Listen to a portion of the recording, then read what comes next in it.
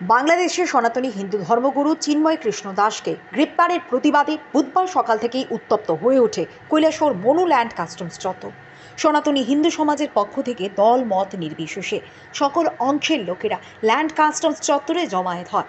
হিন্দু সমাজের পক্ষ থেকে বাংলাদেশের সংখ্যালঘুদের রক্ষার ও বর্তমান বাংলাদেশ সরকারের বিরুদ্ধে বিক্ষোভ প্রদর্শন করা হয়। পাশাপাশি বাংলাদেশের সঙ্গে ভারতের সমস্ত ধরনের আমদানি রপ্তানি বন্ধ ও বিদ্যুৎ সরবরাহ সম্পূর্ণরূপে বন্ধ করার দাবি তোলা হয়। মনু ল্যান্ড কাস্টমস চত্বর দিয়ে যাতে আমদানি রপ্তানি সম্পূর্ণরূপে বন্ধ করা হয়, তার জন্য সনাতনী হিন্দু সমাজের পক্ষ থেকে বাঁশের ব্যারিকেড দিয়ে দেওয়া হয়।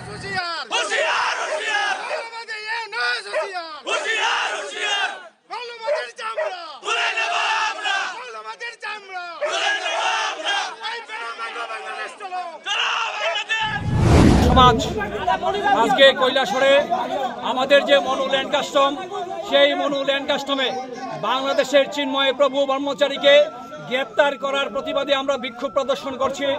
বাংলাদেশের হিন্দুদের উপর যে বর্বর আক্রমণ করা হচ্ছে তার বিরুদ্ধে বিক্ষোভ প্রদর্শন করছি এবং ভারত সরকারের কাছে আমরা দাবি রাখছি আমাদের মনু ল্যান্ড কাস্টম দিয়ে বাংলাদেশ থেকে সমস্ত পণ্য আমদানি এবং বাংলাদেশের সমস্ত পণ্য রপ্তানি অবিলম্বে বন্ধ করতে হবে।